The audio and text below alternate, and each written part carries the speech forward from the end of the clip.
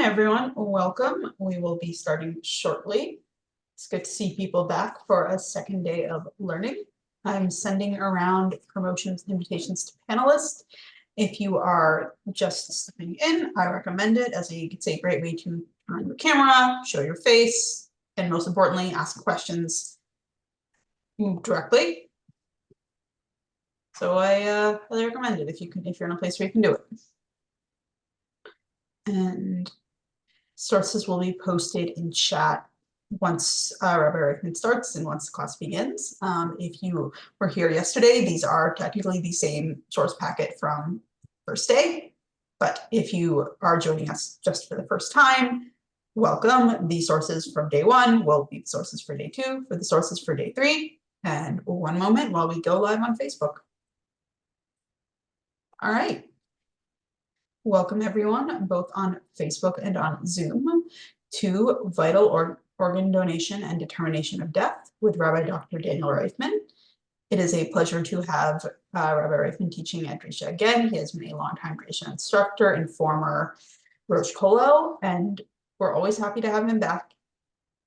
This class is on this class is on the topic of the standards of brain death. Rabbi Kelson, if you want to jump in and give a more intro, or Rabbi Reifman, if you want to jump in and give more intro. Otherwise, no, I'll just say thank you, Kayla. No, thanks so much, everybody. Just a reminder, this is part of our 3-day seminar on organ donation. We're just coming off of Rabbi Reifman, just to reiterate for your sake, that we're just coming off of a conversation with Rabbi Josh Sturm of Renewal, who spoke about some of the ins and outs of kidney donation, at least in the U.S. I'm not sure to what extent it's different in Israel. You yourself are a donor, so perhaps but in any event, coming off of there, and tomorrow, just so people know that the 11:15 slot features a panel of kidney donors and kidney recipients, including Rabbi Reifman and others. So I'm very much looking forward to hearing some first-person stories and testimonies, if you will, about those experiences. But for now, I'll turn over to Rabbi Reifman for part 2 of his series. Thank you very much. Pleasure to be back. And I'm looking forward also to the panel tomorrow. I'm going to share my screen so that you can see the sources as I scroll through them. I have this on the other screen here, which is why I'm looking off to the side sometimes. Just to recap from yesterday. Yesterday we looked at the sources from the rabbinic period in the Middle Ages, from the Mishnah, the Talmud, and the Rishonim, and the basic upshot of that of that analysis was that by far the dominant perspective by far the dominant standard in traditional Halakhic sources in terms of how we determine death is by the presence or absence of breathing. And that was based on this passage in the Gemara, the Talmud Bavli in Yoma, where somebody is found underneath rubble, either in an earthquake or a building collapse. Our sages taught how far must one examine when you're digging them out on Shabbat, and every act of clearing the rubble is a violation of Shabbat, which may be justified only by saving a life. So the Gemara says, one opinion says until his nose, that you uncover a victim that is found until their nose, meaning that it's with you can check, you check to see if they're alive by examining the nose, and clearly that is to examine if they're breathing at the nose. There's another opinion who say until his heart, that you need to examine the heart. Yesterday, I explained that the heart is not the heart organ, and therefore this is not a statement about cardiac function. Rather, it's the chest, and therefore what you're checking for at the heart is to see if the chest rises and falls during respiration. So really the Talmud endorses, both opinions endorse the position that you're really looking for respiration. And that is grounded in the verse that's quoted later on in the Talmud, for it is written, all that has the breath of life in its nostrils. This is a verse from Genesis, a verse from Bereshit, where the Torah describes life as the breath in the nose. And therefore that's assumed by the Talmud and by all the later Halakhic authorities, basically up until the modern period, but with some wrinkles that we'll talk about a little later. That breathing or absence thereof is the standard by which we determine whether a person is alive or dead. At the end of yesterday's session, we talked briefly about the complexity of applying this within a modern medical framework, because of course, when you talk about breathing, what kind of breathing? It can happen that somebody is not breathing temporarily, but they can be resuscitated. We asked, why didn't the Gemara talk about that? The answer is simply because there were no techniques and certainly no technology that would have enabled them to resuscitate somebody who is found not to be breathing in the pre-modern period. What we assume are basic techniques of mouth-to-mouth resuscitation, mouth-to-nose resuscitation, CPR. Those were not invented those were not developed until the modern period. And it's really only in the modern period that the distinction between permanent and temporary apnea, permanent and temporary inability to breathe becomes relevant. Okay, we're going to talk about that a little more today when we get into the modern period, and we're going to view the discussion. Sorry, let me just finish up that point. So basically, we said it's true that the Talmudic sources are complicated by contemporary medical contexts, but that's not to say that there's no relevance for Talmudic sources. What we're going to see today is how one particular halachic authority in the modern period, Rabbi Moshe Feinstein, uses these halachic sources that talk about breathing and makes them relevant in a modern medical context in a way that is certainly complex, but also I think very sophisticated and very true to a lot of what we have witnessed as we better understand the process of death. Okay, we are jumping ahead, at least from the last source that we saw, which is the Shulchan Aruch, written in the 16th century. We're jumping ahead 500 years to the 20th century. We talked yesterday a little bit about the early period of brain death, the early period in which brain death was first floated as a potential standard of death in modern medical ethics, which was the late 1960s. I said yesterday that it was really prompted by the first human-to-human heart transplant, which was performed in December 1967. And then I mentioned a little later on in the class that in truth, the possibility that we could define death based on neurological criteria, define the death of the individual based on the death or cessation of function of the brain, was actually already kind of in the air. It was in discussion before that. So I want to actually just touch on that point now, because it's an important point as we move forward and start talking about how brain death and the acceptance of brain death as a standard of death interfaced with this new possibility of transplanting organs from a dead patient. The respirator, the artificial respirator, was a technology that was developed in the late 19th and early 20th century. Its early iterations were simply an air pump, right? Something that pumped air into the body for somebody who was not able to breathe for various reasons. One of the early manifestations of this was for patients who were struck with polio and paralyzed, and they lived in an iron lung machine, which was an enormous device that was essentially a respirator. It pumped air into the body and allowed them to be sustained that way in many cases for years, by supplying the body with oxygen in a way that it was not able to intake on its own. The problem in those cases was simply that the body was paralyzed and the muscles didn't work. But there are a lot of reasons that a person wouldn't be able to breathe on their own, and we're going to talk about some of them today as we work through the sources and as we work through how the standard has developed over time. As respirators developed and were used in more and more contexts, including for comatose patients, doctors began to see that sometimes a patient would degrade to the point where essentially their brain was no longer functioning or had liquefied completely. That the brain tissue was no longer intact, and they dubbed this respirator brain. That was the condition that it was referred to. But because they were being artificially respirated, because essentially their ability to breathe was being their inherent independent ability to breathe was being replaced by a machine, their body remains intact, because what happens when you supply the body, an otherwise healthy body, with oxygen?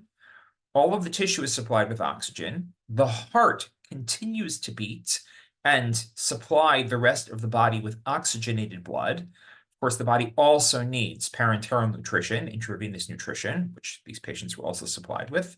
When you supply the body with proper nutrition and oxygen, and the heart is still beating, the heart is still intact and functioning, the body can be sustained under certain circumstances, in some cases for years.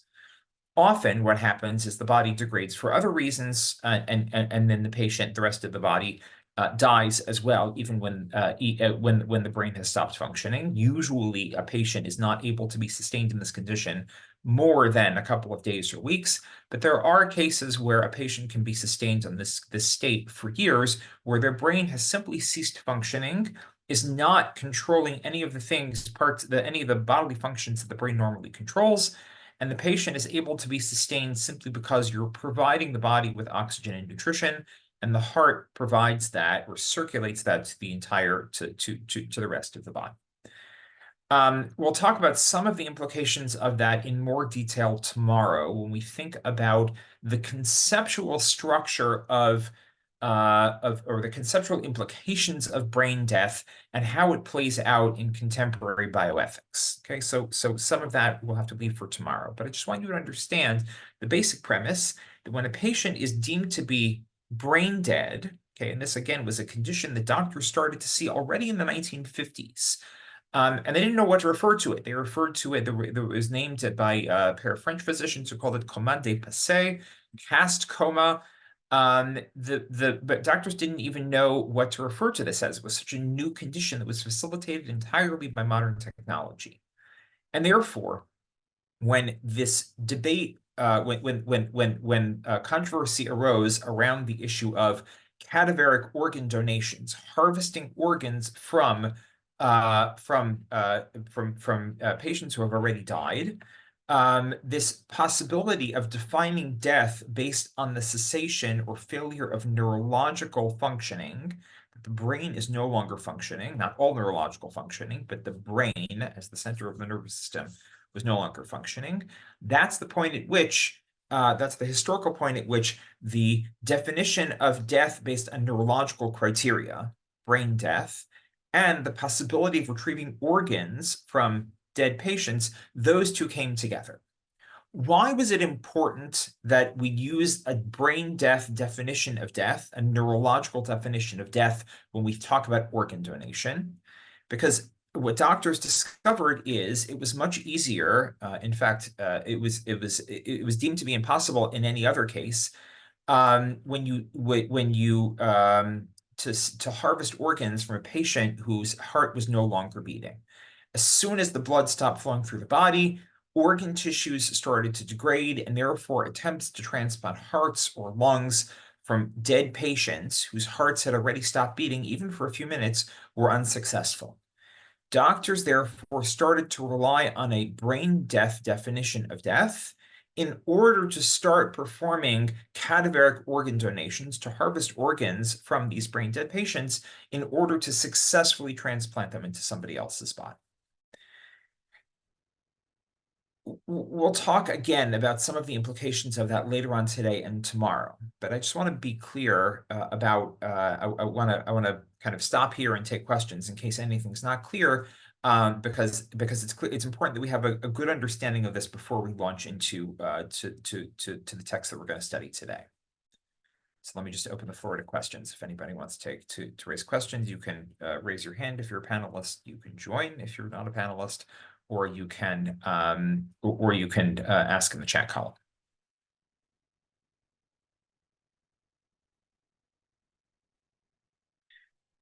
Okay. When we talk about, well, first let's meet Rabbi Moshe Feinstein. Okay, Rabbi Moshe Feinstein, as you see here in the sources, he was born in Russia. He moved to the United States as a young man. He was already respected as an important Halakhic authority in Russia. He was the rabbi of a community called Luban. When he moved to the United States, he moved to the Lower East Side, where he lived. He lived out the rest of his life. He was the founder and head of a yeshiva called Mesivta Torah Yerushalayim, which still exists on the Lower East Side and in Staten Island. Mesivta Tiferes Yerushalayim. I apologize.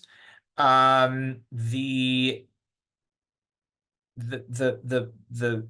period in which Rabbi Moshe Feinstein becomes a prominent posek in the United States is around the 1940s, 50s. By the 1960s, he's already deemed to be the preeminent Halakhic authority of his time in the United States, and really had tremendous influence in many, many different areas of halakha when it came to questions of modern Jewish life and questions that arose. So much so that when poskim, when Halakhic authorities in Israel were asked about, were consulted on certain questions, even leading poskim, leading Halakhic authorities in Israel deferred to Rabbi Feinstein. They said he's already addressed this issue. It's really, I really don't feel like I want to go head to head with him and express an opinion that might disagree with him. He was really very, very widely respected. And even though nowadays we might define him as ultra-Orthodox, as Haredi, his influence was really across the Jewish spectrum. Anybody who is interested in halachic observance is influenced by his just massive output of halachic material. His tshuva were printed in a series of books called Igrot Moshe, literally Letters of Moshe, a typically humble name for a man who was known for his humility. But the Igrot Moshe remain one of the most heavily studied responsa of our time. And I hope that in this, in examining the sources that we're going to see today, you get a sense of Rabbi Feinstein's greatness. I'm not going to refer to him as Rabbi Feinstein. I had to learn when I made Aliyah that Rabbi Feinstein is, first of all, Feinstein was a very Americanized pronunciation of his name. According to one of his relatives, his wife used to tease him. When she wanted to tease him, she would call him Rabbi Feinstein. Feinstein was the proper Yiddish pronunciation. And he's affectionately referred to simply as Rav Moshe by anybody who studies halakha, and that's how I'm going to refer to him. Rav Moshe Feinstein is simply referred to as Rav Moshe.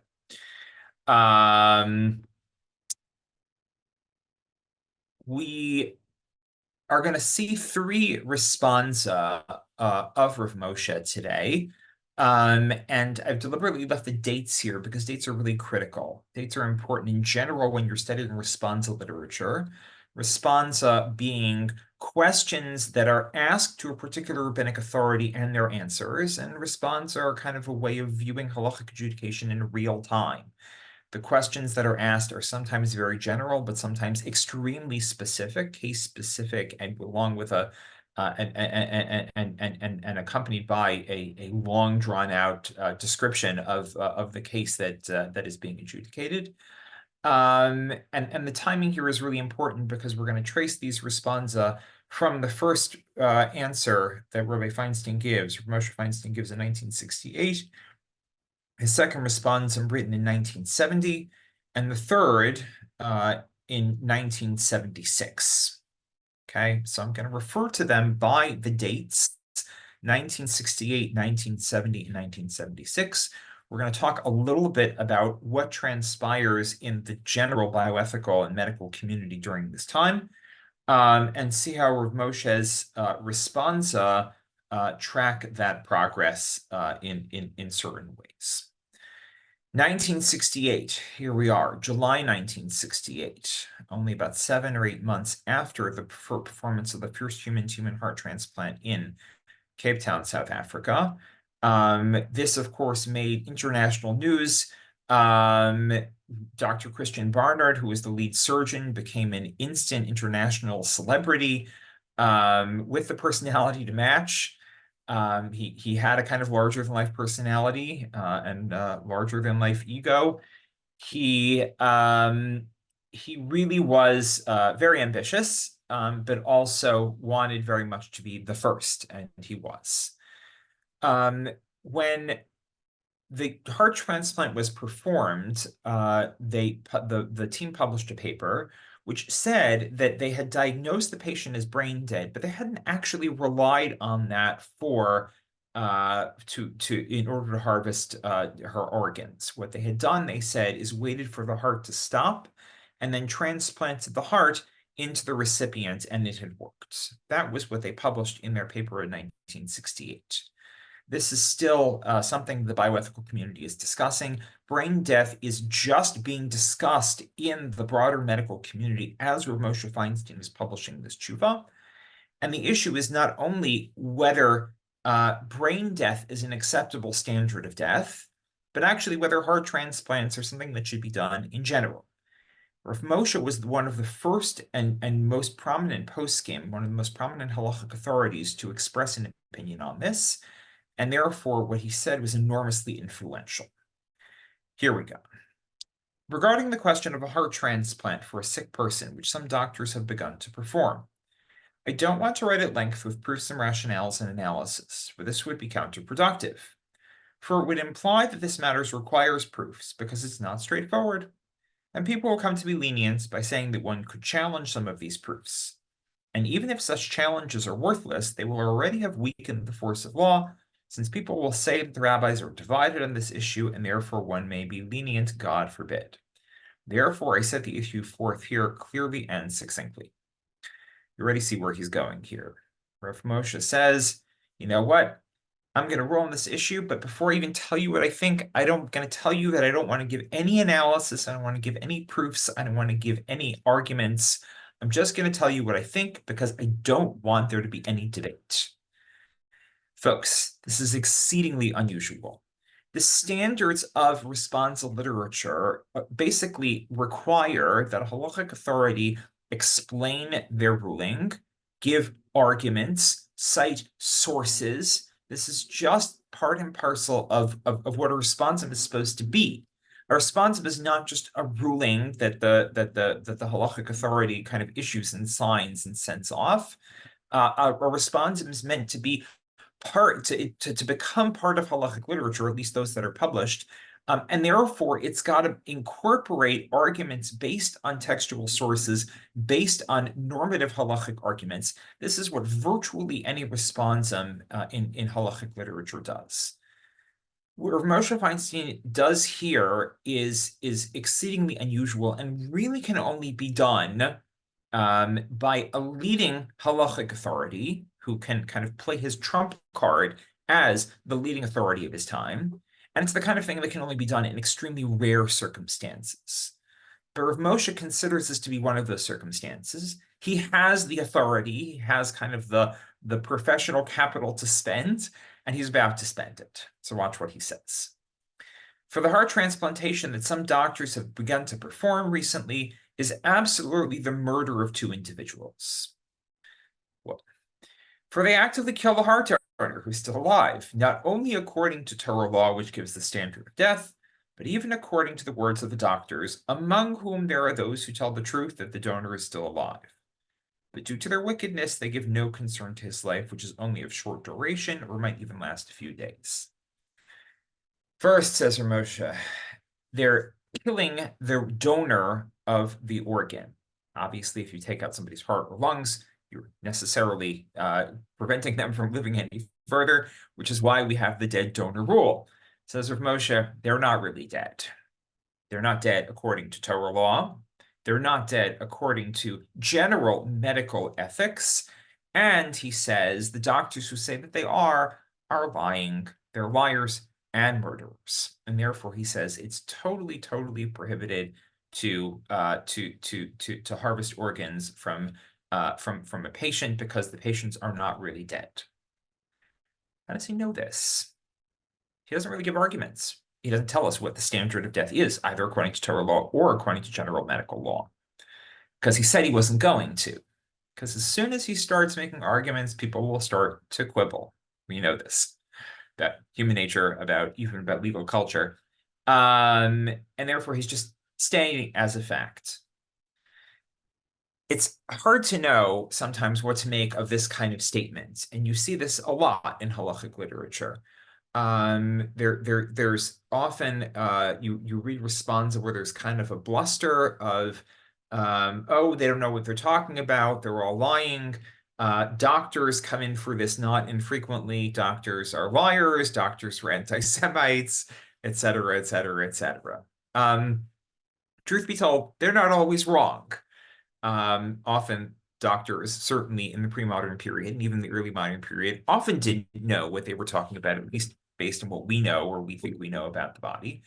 And often doctors and other actors in these kinds of questions were not exactly innocent of the charges of anti-Semitism, and therefore that's something else that needed to be considered.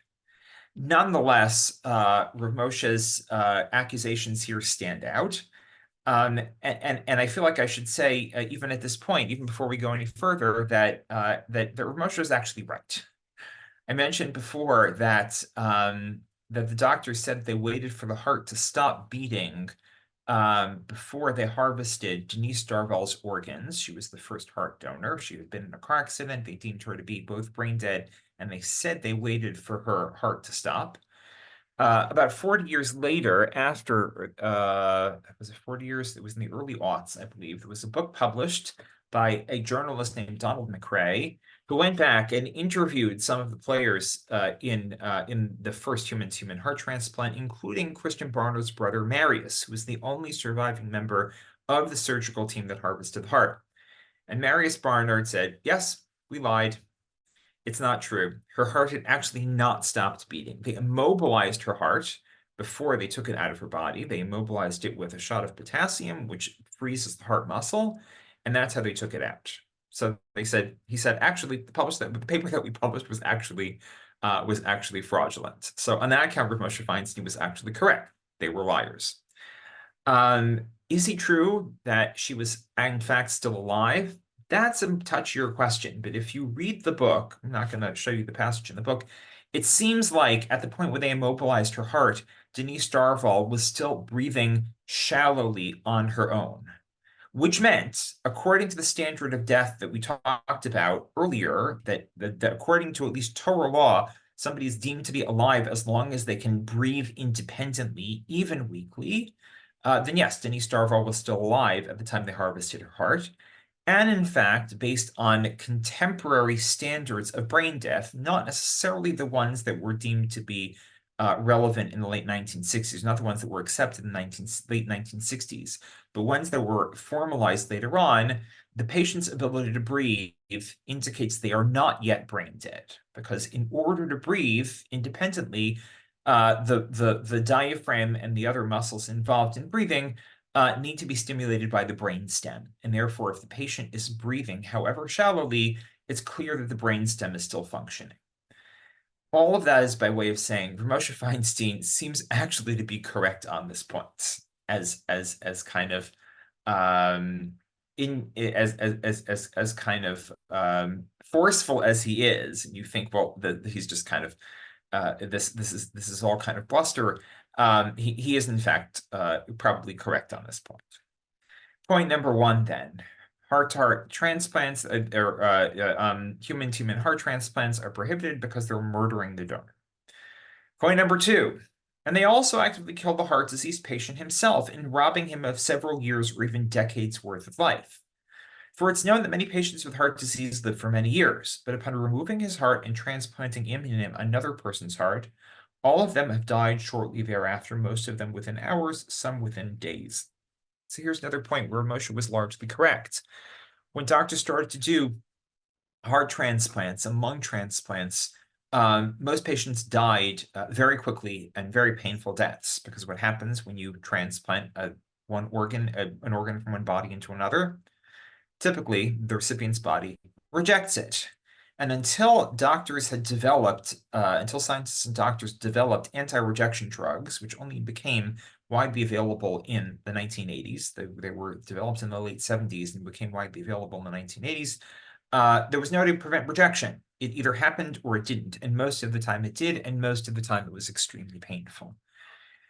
we don't really have a sense nowadays of the kinds of risks that doctors took in the early and mid 20th century when they were developing many of the technologies that we take for granted. But in fact, often these kinds of experimental procedures were done with virtually no oversight, with very little sense of how these techniques were going to work, or when they were going to work, or what the consequences would be if they didn't. Essentially, they had human guinea pigs, and what allowed them to use those human guinea pigs? People said, I'm at death's door, do whatever you want. They signed their life away and said, I'm willing to be an experiment. And most of the time it didn't pay off, but occasionally it would. In one case, in fact, we mentioned yesterday, and here he refers to it, it did pay off. Says Ramosha, fine, says Ramosha, and in one, even the one in Africa who's still alive after 6 months, based on what I've heard, they agree that he won't survive. The second human-to-human heart recipient, I put here on a footnote, Philip Blayberg, did in fact live for over a year and a half with his transplanted heart. Again, we don't have a sense of why it worked for him and didn't work for anybody else, why his body didn't reject it instantly the way that almost all other patients did. But the bottom line is, Ramosh is right here, that essentially you are also killing the recipient in the sense that they may have had a severely diseased heart before, but at least they weren't dying instantaneously. They weren't dying within hours. They may have lived out weeks or months. And why did they take this opportunity? Because they didn't know when it would come again. And therefore, says Ramosha, heart transplants are double murder, murder of the donor and murder of the recipients. This is the response which should be publicized in this language, no more and no less, period. Or as we say nowadays, mic drop. Ramosha proceeds to write an absolutely voluminous responsum from here on, okay, in this responsum. But he doesn't actually go back to this point. He addresses various other points around issues of organ transplants and definition of death, but he never comes back to this question. What makes this murder of the recipient, and what makes it murder of the donor, and what makes it murder of the recipients? In other words, Rav Moshe never explains himself to the point where we would know what needs to change in order for heart transplants not to be murder. And that's the critical question. Not only does Rav Moshe not explain it in this responsum, in this tshuva, he never revisits this point explicitly anywhere in his future responsum. And as late as 1978, a responsum that we're not going to look at because it's really a very short pro forma comment on Rav Moshe's part, he says heart transplants are still totally prohibited because nothing has changed. And it's true. In 1978, doctors were still not performing heart transplants in the vast majority of medical institutions in the world. And that was a moratorium that had been kind of almost universally agreed upon by the early 1970s, because doctors just saw that without anti-rejection drugs, it simply wasn't going to work. They continued to experiment with heart transplants in a couple of leading medical centers, but the rest of the world had essentially stopped it, and that was still true in 1978. The only evidence we have that Rav Moshe changed his mind on the issue of heart transplants was when heart transplants became normative medical procedures in the 1980s, and people came to Rav Moshe and they asked him, can I be a heart recipient? Nobody asked him about being a heart donor, at least as far as we know. But we have good oral testimony that people came to him to ask him if they could be a heart recipient, and he said yes. Now, what does that say?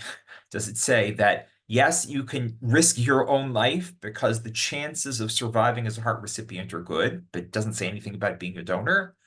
Or does that imply that the Rav Moshe also thought that being a donor was okay, or that harvesting a heart from a heart donor was okay because standards of brain death had developed to the point where they were halakhically acceptable? That Rav Moshe doesn't say. All he said explicitly was that it's permitted to be a heart recipient. This, of course, raises or touches on an important ethical question, or maybe moral question, that we'll get to tomorrow.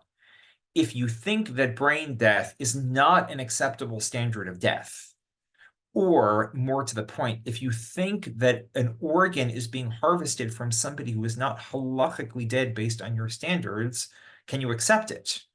Can you rely on what you deem to be murder of another individual in order to save your own or somebody else's life? Okay, that's an interesting ethical and moral question, actually a really pressing ethical and moral question. We'll talk also about why I'm using the terms ethical and moral differently. Well, I'll explain some of my choice of terminology tomorrow, but that's a point that we'll have to discuss further on. My point for the moment simply is Moshe never explicitly revisits this issue in his written responsa, and he never explicitly comes back to this point, even in oral even in oral responsa, in oral answers that he gave people, the point about whether harvesting organs from a brain-dead donor would be considered murder or not. So, for those who want to know whether Rav Moshe deemed heart transplants to be permissible or prohibited, asur mutar, sometimes people get stuck on this responsa, on this tshuva, and they say, look, he calls it double murder, and he never revisited it, so that's the answer. Many people don't take that approach, because in fact, Rav Moshe did revisit this issue indirectly in the two responses that we're going to see now. And it's important to be able to think about Rav Moshe's responsum here with a slightly critical eye, and realize that when he's writing here, he's writing in a certain set of circumstances that even a few years later are no longer exactly relevant, or no longer exactly the same. Okay, so what we're going to do now is gradually travel through the 1970s, decade that some of you may want to visit, some others may not, depending on what you were doing in the 1970s. But we're going to revisit the 1970s through the lens of Rav Moshe's Tshuvot, and think about how his thinking develops alongside the medical technology and the medical understanding. And we're going to see, in fact, that even though in this tshuva he comes down really hard on the side of saying that heart transplants are not halachically acceptable, that one can make, based on his tshuva, a good argument that they are acceptable based on the way they're performed nowadays. Okay, questions just on this? Bert, I saw you had raised your hand earlier, so I'm letting you talk. If you can unmute yourself. Yeah, hi. Is there two things? One, is there a is there differences of opinion as to what constitutes brain death? Okay, we haven't actually talked about brain death from a halachic perspective yet, and we'll get to that point in just a minute. So if you want to just hold that for a minute, we'll see it actually in the first paragraph of the next response. And the other thing is, I worked with Jerry Nadler, who at the point when I worked with him was in the state legislature, and in conversations he had with Rabbi Tendler had indicated to him that his father-in-law, Rav Moshe, had in fact believed in brain death. We'll get to that also. Okay, my only point is that as far as we know, as far as I know at least, nobody came to Rav Moshe with a question of with a pointed question of, may I harvest an organ from this brain dead patient? Okay, we'll see what he says about brain death, and I agree with Rav Tendler's account of Rav Moshe's position. But my point is simply that nobody ever came back to him with the exact question that he addresses in the 1968 responsum, and asks him if he had changed his mind. Okay, thank you. Yeah. Other questions? There was someone who asked, what are the qualifications for brain dead? But I think you. That's what we're about to discuss. Okay, so whoever asked that, sit tight. Here we go. 1970. You can see that we've moved forward years. Yep. Oh, yep. Sorry. No more questions. Keep going. 2 years later, in 1970, this question was asked to him by Chaim Doper Gulevsky, a rabbi in Manhattan, who was some of you may have known him, or at least known his hashkachot, because he gave hashkachot to a number of restaurants in Manhattan for many years.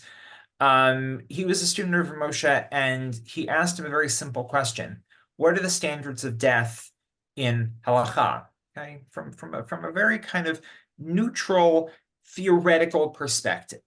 And that's important to appreciate because he's not asking him a practical question, not about heart transplants, and not even about any particular medical procedure that one might want to do.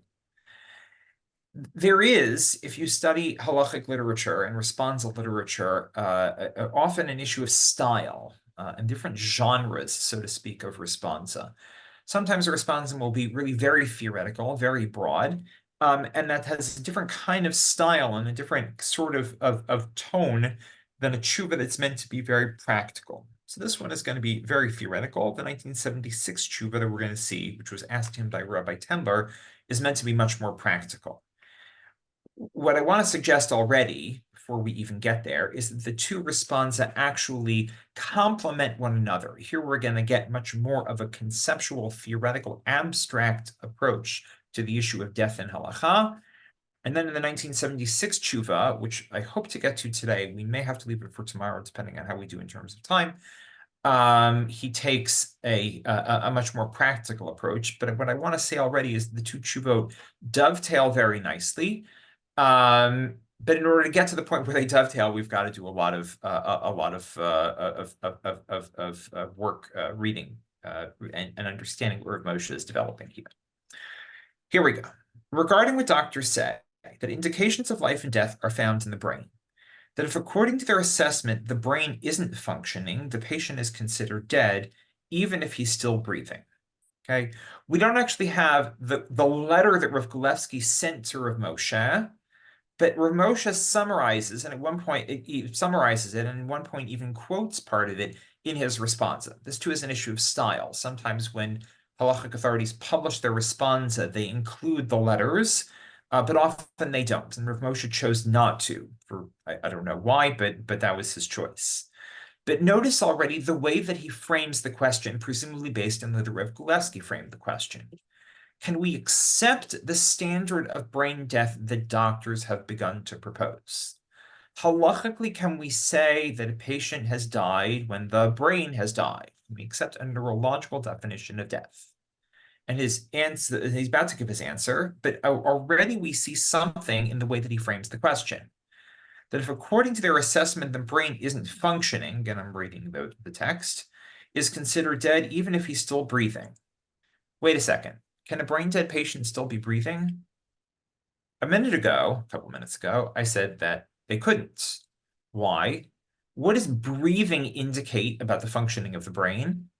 If the patient can breathe independently, that means at least the brain stem, the part of the brain that meets the spinal cord and back of the neck, that part of the brain is still functioning because that's the part of the brain that controls various autonomous functions in the body, including breathing. You can't stop yourself from breathing. You can hold your breath, but at a certain point, your body will stop you and force you to take a breath. Other autonomous functions that it controls are various kinds of reflexes, pupil dilation, muscle reflexes, etc. There are certain things that we simply cannot control about our bodies. Those are controlled by the brainstem. So if a person is still breathing, that means their brainstem is still functioning, right? Yes. And here you see how unclear the standards of brain death were and the criteria that were used to diagnose it, even as late as 1970. And I think there were still probably a couple of years before they were really formalized in medical literature. I'm not a medical historian. I can't tell you when and where things changed or exactly what criteria were used at the time. But it's fairly clear from a couple of accounts that I've read that doctors did not consider breathing to be an essential criteria for diagnosing brain death. What did they use? They used various other reflexes in the body to see whether a person was responsive to various kinds of stimuli, to pinpricks, for example, and therefore based on those criteria, they would diagnose somebody as brain death. And it was possible, based on the standards of the time, for somebody to be deemed brain death, but still be capable of autonomous respiration, capable of breathing on their own. That's a critical thing to understand, because without understanding that, Rav Moshe's tshuva is basically nonsensical. What does it mean to be brain dead and still be breathing? Based on modern standards of brain death that were developed, I believe, in the late 1970s, certainly by the 1980s, it was impossible for somebody to be breathing and brain dead, because brain death meant that you were not capable of independent respiration. It was one of the key criteria that was used and is still used for determining when a patient is brain dead. Okay, so far so good. It's important just to appreciate that, because that frames the question that Rav Moshe is addressing, and it helps us understand the answer that he's about to give. The truth is that cessation of brain function isn't death, since as long as one is breathing, one's considered alive. Rather, the cessation of brain function is what causes death, since the patient will stop breathing. And it's possible that since he's alive, before respiration actually ceases, there are types of drugs, either that are those that are known to man or those that are as of yet unknown, that would cause the brain to function again. Let's pick this apart step by step. What is the standard of death according to Halakha? What's the standard of life according to Halakha? Breathing. That he says straight out. As long as one is breathing, one's considered alive. Can I bold that? Is there a way of doing that? There we go. Okay, I want to bold that, because this is something Rav Moshe is going to say again and again and again in this responsa. Well, if breathing is a standard of life, then that means that brain function is not, right? Do the two necessarily go hand in hand? Not necessarily, he says. What's the significance of brain function vis-a-vis breathing? When the brain stops functioning, that causes the patient to stop breathing. Okay, that's what he says here. Cessation of brain function is what causes death, since the patient will stop breathing. Well, wait a second. If he's still breathing, then what do we know about the brain? We don't necessarily know anything that's going on. Maybe the brain did stop functioning, maybe it didn't stop functioning. Maybe, he says, even if it did stop functioning, that there will be ways of resuscitating the brain. And therefore, the only thing that we pay attention to, given that we don't know what's going on in the brain, is to say that the patient is still breathing and therefore they're still alive. What do you make of this? That maybe even if the brain has stopped functioning, the brain could function again. There'd be something we could do to re-stimulate the brain.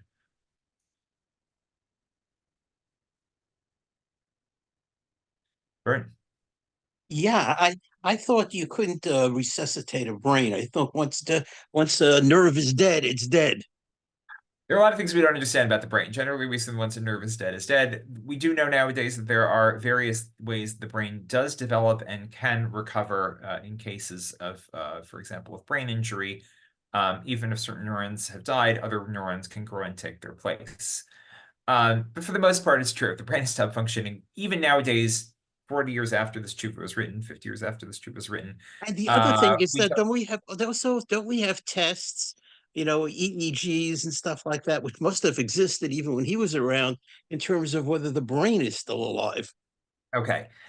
Realize also that the brain is an enormously complex organ, that of all of the organs in the body, it's the one that we probably understand the least. We talk about the brain being alive or dead. Well, what does that mean, right? When we talked before about respirator brain, the brain had liquefied. That means the cells had lysed and were clearly the structure of the brain was not intact. Even that's more complicated than I made it out to be, because parts of the brain some parts of the brain can no longer be functioning, can no longer have structural integrity, and others do. In other words, the brain is not one unitary organ. You can have parts of the brain that are damaged and parts that are still intact. Your higher brain can no longer be functioning, even as your lower brain, the brainstem, are functioning, and so on, and vice versa, right? For patients who you can have the brainstem can no longer be functioning, but the patient can have higher brain function and therefore not be able to breathe independently, but can still play chess, right?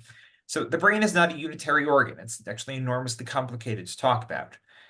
But basically, the basic point is, Bert's absolutely right, that you can't resuscitate the brain. If we deemed that the brain had died in some fundamental sense, however we would determine that, then there's no way that we know of resuscitating it. We have not yet come to the point where we can perform, for example, a brain transplant. or where we can substitute brain function with some sort of technology, the way that we can for the lungs and the way that we can for the heart.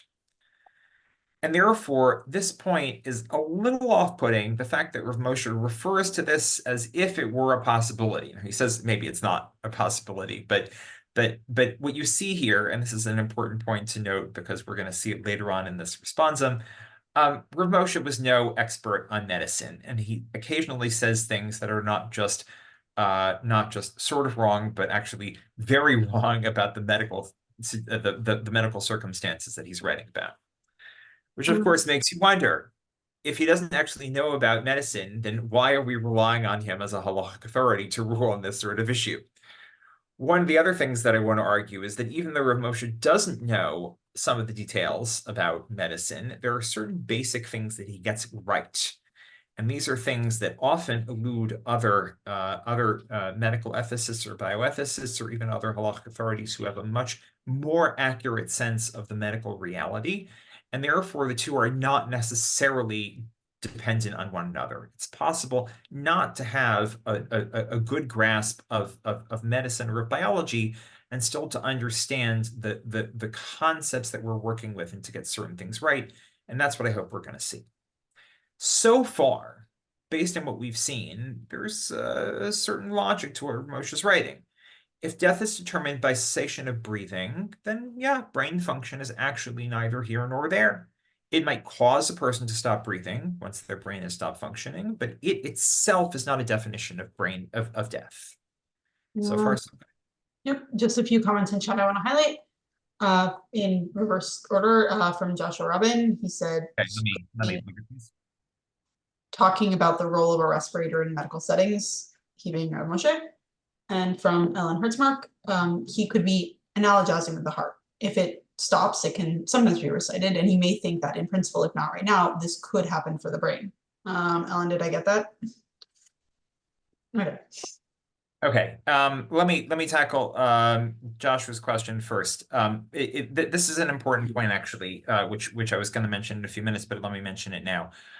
Could he be talking about respiration? Could he be talking about an artificial respirator? I don't think so. We'll see in the 1976 tshuva where he talks about a mechanical respirator, an artificial respirator, and then he states it very clearly. Nowhere in this tshuva does he mention artificial respiration, and it's very clear that he's not talking about it. He's really talking about just how to determine whether somebody is dead and not addressing any kind of life support and the significance of that life support. Okay, so that's an important point. And I think you'll see that later on in this tshuva. If we were looking at the full text of the tshuva, I could demonstrate it even more clearly, but take my word for it that he's not discussing that here. And that's a critical difference between this tshuva and the 1976 tshuva that we'll see at this rate probably tomorrow. Ellen's point is an excellent point, and we're going to get to that as well in a couple of minutes. When you read what he says here about the brain, it sounds a lot like what we do when we talk about the heart, right? When the heart stops functioning, right? Is that significant halachically? Maybe, maybe not. You could say that it's significant because when the heart stops functioning, what will happen? Eventually the person stops breathing and then they'll be dead based on the halakhic standards that we've established. Is it possible to restart the heart? Sure, that's what we do when we do CPR. And therefore, it could be that Rav Moshe is thinking of that model when he's writing about the brain. What we'll see in a couple of paragraphs is that Rav Moshe actually writes about the brain and the heart in the same breath and exactly the same way relative to respiration. So yes, the analogy could very well be what Rav Moshe is thinking. He's going to make explicit the analogy between the brain and the heart in a couple of paragraphs, both of which, when they stop, will cause the patient to stop breathing, but neither of which is themselves a definition or a criterion for life or death. Okay, you with me so far? Kind of jumped the gun, but that's good because I've already given you kind of a preview. When we get there, you'll be well prepared. Okay, let's continue. Therefore, says Rav Moshe, it's clear that one who kills such an individual is a murderer and liable for capital punishment. Okay, if you have a patient who's deemed to be brain dead, again, according to the standards that were accepted in 1970, and they're still breathing, that if you kill them, that's considered to be murder. And probably that's what Rav Moshe was thinking when he wrote in his 1968 tshuva that harvesting the heart from the heart donor was considered murder. We don't know for sure, but I want to suggest that that's what he was writing. Now, here's an interesting point that we'll touch on and maybe develop a little further tomorrow. He says, for neither the Talmud nor the poskim, the Halakhic authorities, mention that indications of life are found in the brain. And it's not possible to say that nature has changed. For even in the time of the sages, the brain worked as it does now, and all human life depended on it. And even so, one wasn't considered dead upon cessation of brain function, and so it's clear to me the same is true in our time. This is a question that we asked last time and referred to briefly earlier today. When we think about halacha and using traditional halachic sources to answer modern medical questions, shouldn't we take into account that their understanding of the body was not the same as ours is? What makes these texts relevant, what makes them usable to answer questions in a modern medical setting, not only because the technology is different, but also because our understanding of the body is different. Maybe the sages didn't define death based on brain criteria because they didn't know about the brain. I mentioned yesterday, there are virtually no halachic sources that talk about even the significance of the head in terms of determining life or death, to say nothing of the brain. In the ancient world, they didn't know what the brain did. They didn't understand how the brain worked. And therefore, you could say the fact that the sages didn't use the brain in determining life or death was simply an artifact of their time. Had they understood the body differently, the way that we do, surely they would have said the brain is what determines life or death. After all, isn't the brain the most important organ in the body? What makes us us? That's what we think, and that's what we understand, and therefore for us it seems intuitive. And maybe therefore you should just say, what they said was correct for their time. Nowadays, when we have a better understanding of the body, we would say that life is determined based on brain function. He says, no, you can't say that. The text still mentioned brain function, and therefore you can't just make it up. Could you say nature has changed? No, nature hasn't changed. Nature's the same as it was. And moreover, surely the sages understood how important the brain was. Well, nature hasn't changed. Our understanding of the body was still pretty much the same as it is nowadays. They didn't know exactly what the brain did, but they knew how important it was. And therefore, you can't say, no, now is different. That was then, this is now. I love this paragraph because Rav Moshe is really hitting on a very, very essential point. Whenever you think about the relationship between science and halacha, and especially medicine and halacha, because so much has changed in our understanding of the body and the way that we treat the body. When we think about science and halacha as two parallel discourses, they really kind of work in opposite directions. Halakha is all about the authority of the past. We look back to earlier texts and deem those to be authoritative. We don't just jettison texts because, oh, those old fogies, what did they know? No, the halachic texts of the past still dictate what we do nowadays. Obviously, they have to be interpreted and applied, which is an enormously complicated process. Halakha does not stand still in the sense that old texts are applied and made relevant to new circumstances, but they retain their authority. Think about science, the shape of science relative to time and history. When you study, for example, history of science, right? Historians love history of science, at least those who are interested in science do. Scientists couldn't care less.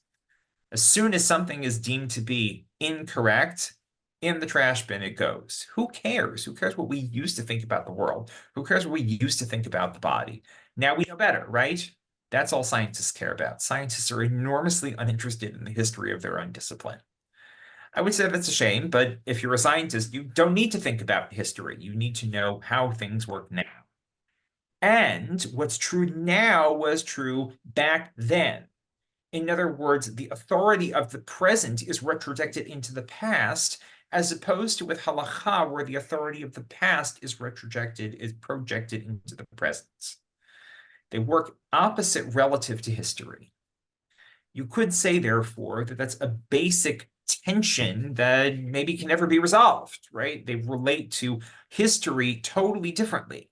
And they deem authority, the relationship between authority and time totally differently. Rav Moshe is saying it's true that these two discourses, I mean, I'm putting words in his mouth now, these two discourses work in opposite directions, but nonetheless, they have to be made to work together. Why? Halakhic authority from then is relevant now, and what we know now was correct then. There's no way of getting around either of those assumptions, and therefore we've got to find a way to make traditional sources work with contemporary understanding of the world. That's the basic tension that Rav Moshe is relating to here, and he refuses to take the easy out. That's not to say that he never takes the easy out, because there are places where he and many other halachic authorities do kind of fudge it. They say, yeah, those texts were written back then, and now things are different. Is our understanding of the world different? Yeah. Did the world itself change? Sometimes it seems that that's what they're saying, even though that seems not to jive with modern science. Certainly technological circumstances, technology and other kinds of circumstances change, which changes how we relate to the world. So often you will find Rav Moshe Feinstein embracing the position that he rejects here, which is it's that this proposal that nature has changed, or if you look in the Hebrew, lo shayach lomar nishtanu hatvaim. It's impossible to say, I can't for some reason highlight the Hebrew, that nature has changed. Sometimes Rav Moshe himself does say nature has changed, and it's not clear whether he's referring to the essential aspects of nature or the technology by which we relate to the world, but sometimes he does invoke that himself, but here he refuses to take that easy out. So here we are, trying to figure out how we make the brain and our understanding of the brain fit into a traditional halachic perspective on how we determine life and death. Okay, we're going to skip the next paragraph where he starts talking about heart function, because that will take us on a tangent that will probably eat up the rest of our time and is not what I want to focus on. What I want to focus on is, yeah, we're going to skip a good deal here and get to the section that I think is most critical for understanding his conceptual structure. He does some analysis where he talks about circumstances where they used, somebody mentioned before, an EEG. Did they have EEG? I assume they did. I don't know how reliable it was. They certainly had an EKG or an ECG, electrocardiogram, where they would test electrical activity to see how the heart was functioning. And questions came up, if you see that somebody doesn't display any other signs of life, but you get a positive reading on an EEG, can you still assume, an ECG, can you assume that the patient is still dead, or do you have to assume that they're alive? That's a question that he addresses in the paragraph that we skipped, not for now.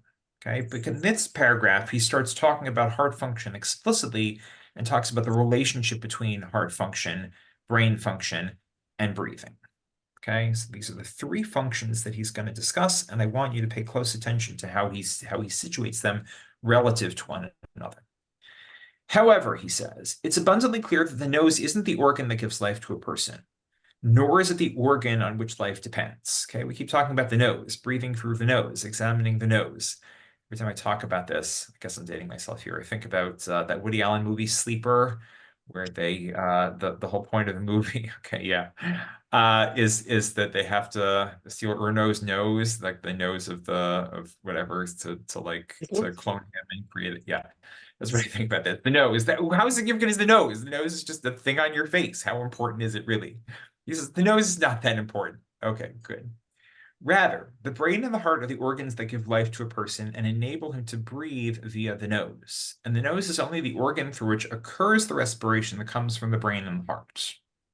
And we have no indication. Okay, so let's tackle that first. He says, it's clear that the nose is not the source of life. What organs are the most critical for life? What would we say nowadays? Probably say the brain and the heart, right? Why would we not just say the brain? Because the brain is actually kind of limited in terms of what it does. It doesn't control a lot of things. The heart is not only equally critical for the body's functioning, it also functions independent of the brain. We talked about this yesterday, but let's say it again. Of all the muscles in the body, the heart is the only one that stimulates itself and does not require neurological impulses from the brain in order to beat. Of course, your brain can send hormonal signals to the heart to speed it up or slow it down, but the basic beating of the heart is internal to the heart muscle. So he says the heart and the brain can be conceived of as the organs that give life to a person. Okay, again, we'll talk about this a little more tomorrow. What does that mean to single out two organs, the ones that give life to a person? But there's a certain basic logic to what he's saying. The brain and the heart are those that give life to a person and that enable a person to breathe, which is manifest most clearly in the nose. Okay, so we have the brain and the heart as the sources of life, and breathing as a manifestation of the life that those organs give. Well, why not just look at the heart and the brain? If those are the sources of life, then why are we paying attention to respiration at all? Ramosha explains, we have no indication of life other than nasal activity, even though the nose isn't what generates respiration, since we cannot easily detect activity in the heart or the abdomen, and all the more so in the brain. Okay? So what is breathing? What's the significance of breathing in this scheme that Rav Moshe is developing here? He's actually kind of describing a conceptual structure for the body. The heart and the brain provide life and stimulate respiration. Why is respiration important? It's an indicator of what's going on in the heart and the brain. And it's in fact the only reliable indicator that we have, he says. And the verse, all that has the breath of life in its nostrils, isn't referring to the source of the breath of life, for that's definitely not in the nose, but rather it's saying that the breath of life that's visible to us is located in the nostrils, even if it's not visible in the larger moving organs or in the heartbeat or the abdomen.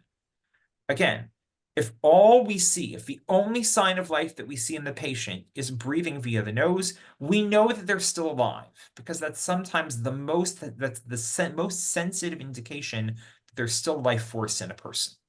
I'm going to use that word life force, even though it seems a little Star Wars-y. Dating myself again there. Because it's important to use a term that's not a strictly medical term, that's more of an amorphous conceptual term. He's actually going to use a Hebrew term here. Does he use it in this paragraph? He's going to use it a little later on. Chiyut, which means kind of life force. He says, if that's the only evidence of life that we have, that's enough. And that's maybe the most sensitive place that we sense that there's still life force in a person's body. We may not be able to detect if their heart is still functioning. We certainly can't detect if their brain is still functioning. But if they're breathing at the nose, then that's an indication that they're still alive. And therefore, the matter of clearing the heap on Shabbat, again, which is the source, the circumstances where the Talmud indicates that you look to the nose to determine whether a patient is alive, depends only on nasal activity. That's why you look at the nose, because that's the most sensitive place to determine whether a patient is alive or dead. Okay? Let's pause here for a second and just make sure that this is really clear. This point that Rav Moshe says that the brain and the heart are the sources of life, and breathing is an indication or manifestation of that life force that those organs give, is a central point in this tshuva. I would even argue that it's the central point based on the fact that later on, it's actually a very long tshuva, and I've only given you even the section that I've given you, which is relatively long. It's only a small part of it. He repeats this 2 more times later on in the tshuva, which shows that he really considers this to be an essential point. It's in fact highlighted. The brain are the organs that give life to a person and enable him to breathe via the nose, and the nose are only the organs that occurs the respiration comes from the brain and the heart. There's a directionality to this relationship, which is the same thing that he mentioned before. The brain causes the breathing to happen, and therefore when the brain stops functioning, breathing will eventually stop functioning. That's why breathing is an indication of what's going on in the brain. Breathing is also an indication of what's going on in the heart. When the heart is functioning, the person will breathe. When the heart stops functioning, the person will no longer be able to breathe. Questions, comments? Randy? Okay, I'm not sure. Okay, let's Nope. push on because we don't have a lot of time and I want to get to a really important point. In this last paragraph or two. You'll notice he hasn't really quoted a lot of halachic sources yet. He quotes one here, which we haven't seen, and we're not going to take a look at inside. He quotes another response of the Chacham Tzvi. The Chacham Tzvi is Tzvi Hirsch Ashkenazi, an important halachic authority in Central Europe in the late 17th and early 18th centuries. And the Chacham Tzvi is, in fact, one of the earliest modern halachic authorities to write about standards of life and death and the significance of breathing versus heart function. Okay, and one of the things that he says in that tshuva is that the reason we examine the nose is because sometimes we can't detect what's going on in the heart. So he's going to tackle this piece of the Chacham Tzvi right now.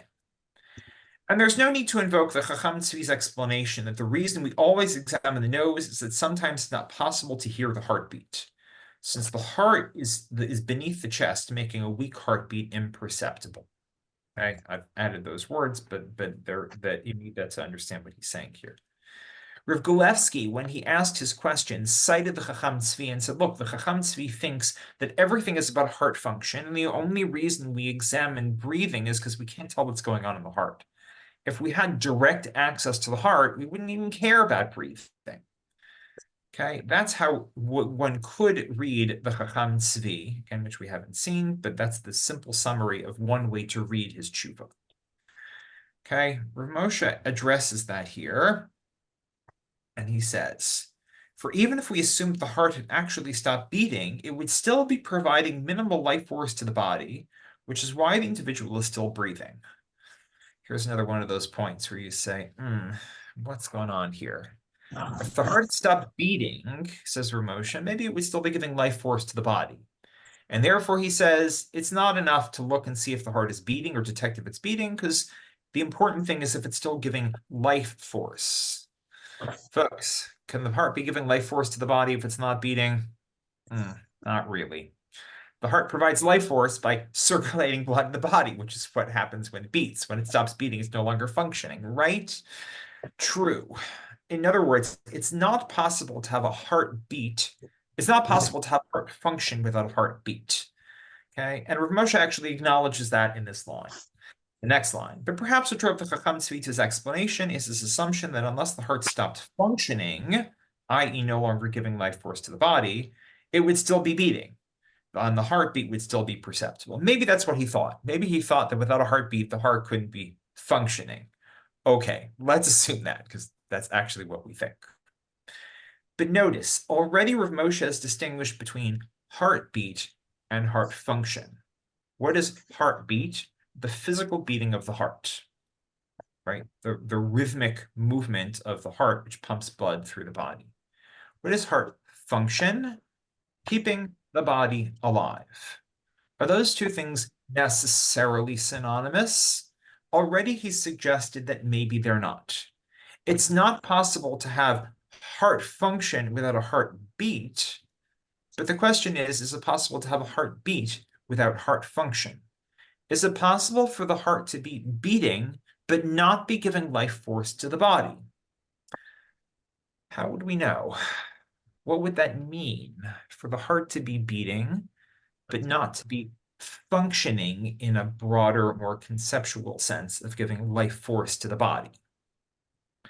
That's a really tricky question because we're kind of mixing apples and oranges. Heartbeat is a demonstrable physical thing. It's something that we can detect. Heart life force that is provided by the heart is a little more amorphous and is not really a well-defined biological or medical category. And therefore, you could say that Ramosh is playing fast and loose with some of his terminology here. Maybe. But realize when we're dealing with halakhic discourse, we're not limited by medical discourse, we need to think a little more broadly and realize that there are other concepts that may play a role here, or other terms at least that may play a role here that are not strictly medical. Okay, we've only got 2 minutes left, but I want to make one basic point, and then we'll pick up with this tomorrow when we start exploring some of the deeper conceptual innovations of Ramosha's position. Okay, so I want to read the following. And I don't understand what basis you concluded. It emerges that for Chacham Tzvi, there is but one indication of life, and that is the heart. This is how Rav Gulevsky understands the significance of heartbeat, or heart. He says the heart is the most significant organ in the body. That's how we determine life or death. So according to this, an individual's heart is beating is considered alive, and an individual's heart has stopped beating is considered dead. Though without respiration, the heart cannot function, causing the individual to die immediately. Here's Rav Gulevsky's position, and we're going to leave off here and see what Rav Moshe responds to this tomorrow. But if you paid close attention, I hope you have, you will already be able to intuit what he's going to say. Says Rav, okay, a little bit of a cliffhanger here, I like this. Rav Gulevsky says, the heart is the most important organ of the body. Rav Moshe agreed with that. And therefore, says Rav Gulevsky, if the heart stops beating, the patient is dead. What's the significance of respiration? Respiration, or cessation of respiration, will cause the heart to stop beating, which is actually true. The heart is a muscle. Muscle relies on oxygen. If a patient's not breathing, the heart will eventually stop beating. Notice what Gulevsky has done. He switched the arrow in the other direction. Instead of the heart causing respiration, here it's respiration facilitating heart function. The arrow of cause and effect has been reversed. Now, we know both are true. The heart and the lungs, or the heart, the respiratory and circulatory systems support one another. The question is, which is the most relevant arrow for a halachic analysis? Do we care, as Rav Moshe said before, that the heart facilitates and supports respiration, and respiration is a sign, is a symptom of the fact that the heart is still functioning? Or, as Rav Gulevsky is saying now, that it's respiration that is supporting heart function, and it's as soon as respiration stops that the heart stops functioning, but that's really what we care about. Okay? Clearly, Rav Moshe is going to disagree with Rav Gulevsky's conceptual structure here, but that's what we'll see tomorrow, and that will bring us to the most important point in terms of Rav Moshe's conceptual understanding of how the body functions, and thereby how we determine death. Okay, so I'll see you all tomorrow. We'll finish this up. We'll finish up this tshuva, see how it meshes with the second tshuva of Rav Moshe, which is significantly simpler from a conceptual perspective. And then we'll talk about some of the modern bioethical literature and how it interplays with some of what Rav Moshe has been written here. All right. Thank you, Rabbi Reifman, for teaching. Thank you, everyone, for joining and listening. And in addition to this class's continuation tomorrow afternoon at 11:15, you also have the opportunity to hear Rabbi Reifman on a panel discussion of living organ donors tomorrow morning at 11:15. Which you can, if you have not signed up for, you can sign up for at our Wintersmond website, which I will post in chat. And to everyone, have a good evening, have a good afternoon, and I look forward to seeing you tomorrow. Take care. Take care.